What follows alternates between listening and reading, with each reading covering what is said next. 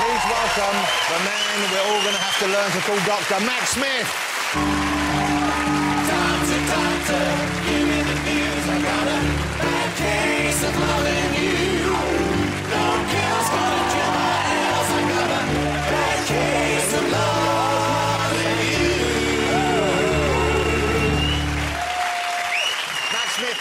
Matt Smith. Yo, hello everyone. There's a whole audience here. It's a whole audience here, and many of them, like me, are very excited to meet you properly. Well, that's a... Thank you very much for saying so. We're excited because, of course, you are now the Doctor. I am. What a thing that must be. What a change in your life already, even though we haven't seen the shows yet, even though the impact hasn't been felt. When did you audition for this role? When and how did you find out you got it? Well, my mum randomly texted me saying, you should be the next Doctor, about a sort of week before my agent called me and said, do you fancy auditioning for the part? And so I said, yeah. And then I went for 2 kind of secret auditions where you have to sign in. Yeah, they've got to keep them a secret. There's a big interest in this. Yes.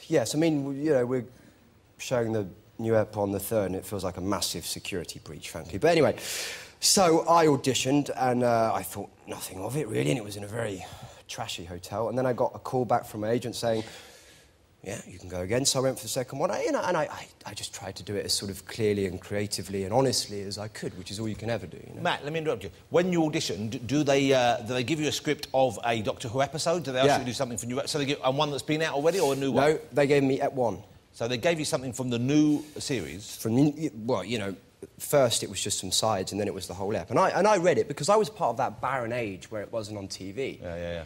The dark years, we call them. The dark years. What were they doing, right? Come on, it's Doctor Who, it's the best. Anyway, I digress. Anyway, so I got the part, and then I found out, and then, of course, I couldn't tell anyone for 3 months. So they told you had the part, and you couldn't tell anyone? You couldn't even tell family? They didn't want you to tell friends? I told my mum, my dad, and my granddad. I told him on Christmas Eve, and, you know, he was very excited, and my sister. But that was it. That was literally it. So you have to keep it quiet. Yeah, of course. How great to be the new Doctor. How excited are you? Oh, man, I'm thrilled. I mean, I don't know, to my mind, it is pretty much the best part in British televisual history, isn't it? I think. And, of course, you know, what's really, truly incredible about it is that you're not bound by space or time or logic or genre. So, as an actor, it's sort of infinite, really. Because you can do it, you can be a Shakespearean character in it, you can also be in the far-flung future, you can even be a different character. I mean, in the David Tennant years, of course, and sadly they're over, and he was a tremendous Doctor. He was wonderful, you know. As was Christopher Eccleston. I loved Chris as well, I thought Chris was great, But there was one small story strand where he'd completely forgotten he was the Doctor. Who? David did? Yeah. In the show, you mean? Do you not watch the series? Oh, sorry, you mean in the actual, as a narrative structure? Real life, he didn't lose of course, He didn't wake up and said, oh, I'm out of work. Yeah. Be worrying, wouldn't it? I'm saying, as an actor, that must be great knowing you don't... the infinite possibilities, nearly. Yeah, it is. I mean, it's something that, obviously, as the series goes on, you realise more and more, and I think my Doctor probably becomes more assured as the series evolves and develops. And, I mean, you know, of course... It's infinite narrative, and therefore there are infinite multitudes of the character that you can explore and that sort of become more and more interesting. I mean, we meet the companion in a very ingenious way. I showed it you earlier. I've got this to show you, sir. This is the new Sonic screwdriver, man.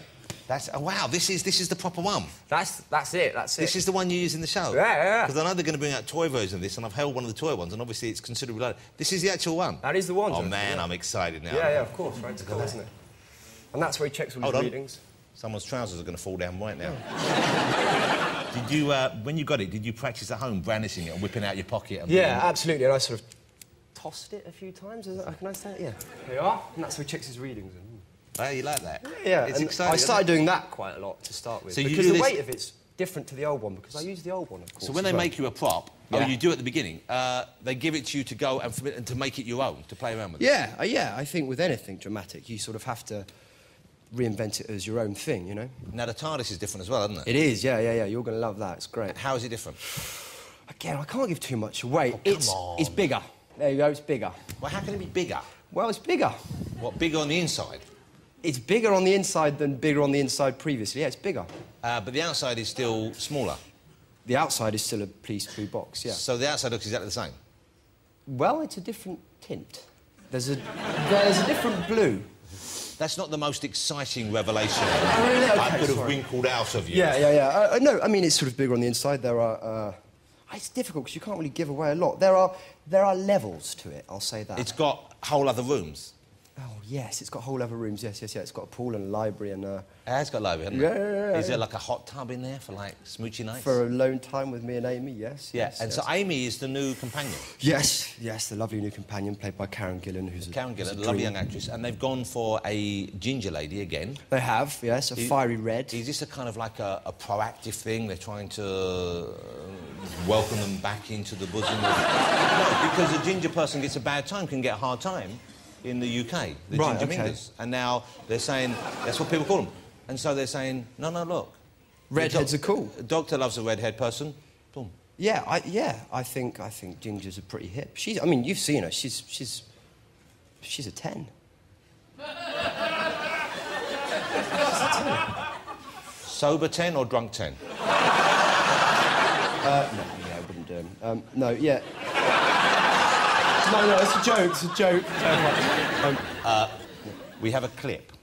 I couldn't be more excited about this. This is a sneak peek at a scene which I think is in episode 6. So I can tell you about Ep 6 then, eh? You know, Well, yeah. once we've seen this, yeah. But Okay. before we do, how many are there in this series, and how many have you finished shooting them all already? Yeah. So you finished shooting all of them? We've shot 13, and so we've done all 13, and it's strange, you know. You spend your, because it takes up all your time. Just the line learning is extraordinary. So it's strange now to suddenly hand it over, and people are gonna. So you can relax a little bit. Yeah, well, I guess so. Yeah. Okay, let's have a look. This is from episode 6. Can you tell us anything about this? Do you want me I to... can.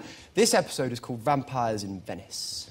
And you didn't shoot it in Venice, presumably? No, we shot it in Croatia, which doubles up rather superbly for Venice, I must say. So you shoot some in Wales, and then you do go to parts of Croatia or... Some stuff is on location, yeah. And we went to a forest called Puzzlewood, and we went to Stonehenge.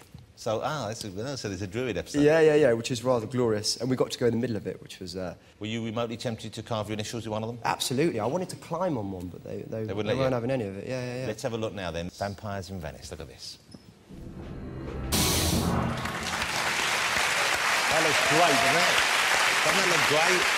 Yeah. And the outfit we saw you in there, which is the little bow tie and all that, is that the outfit that you wear as a doctor? Yeah, that is. But, it varies. And one thing I will say about this particular doctor and his costume is I think it will evolve, you know. I think it will be something that is... I quite like a hat. Well, you should have a word with them. Yeah, well, I have had a word. Can you bring in your own things and say, how about this? Yeah. I mean, I brought in the tweed jacket and the braces, and then I tried a bow tie, and they're a bit like... I don't know, but it just sort of sat right. You know. So how long will you stay in the role? How long have you agreed to stay at the moment, and could that, or would that be extended, do you think? Yeah, I mean, look, I hope to do at least... Well, I hope to do at least another year and ideally a couple more years. We'll see. You know, because it's a wonderful part, and I want to keep it. And I've, sort of got my teeth into it now, and it's... So David was there for 4 years, I think. He was, yeah. I think the longest-serving doctor is Tom Baker. 7, wasn't it? 7 years, Yeah. I know a few people involved in the series and TV. Some people have been writing, some people who've just involved as future writers. And everyone who's seen the footage of you has said it's going to blow everyone away. That's very kind of you to say. Thank you. That you're incredible in the role. Thank you. I don't think it's a task that many people would envy, following David Tennant, who was just incredible. I mean, really was. And that last couple of episodes, I don't think I've engaged as fully with drama on TV. It was. But that's what it can do. That's the beauty of it. That's the power of it. Yeah. But you are apparently living up to all those expectations. So I can't wait to see it. I welcome you to the role. I hope you have a tremendous time doing it, and I'm sure it's going to be an exciting new time for everyone who loves the series. Ladies and gentlemen, Mr. Matt Smith. Thank you. Thank you, Jonathan. Cheers, yeah. Are you going to stay for the music, or do you want to... Oh, yeah, I'll stand and have a little watch. Absolutely.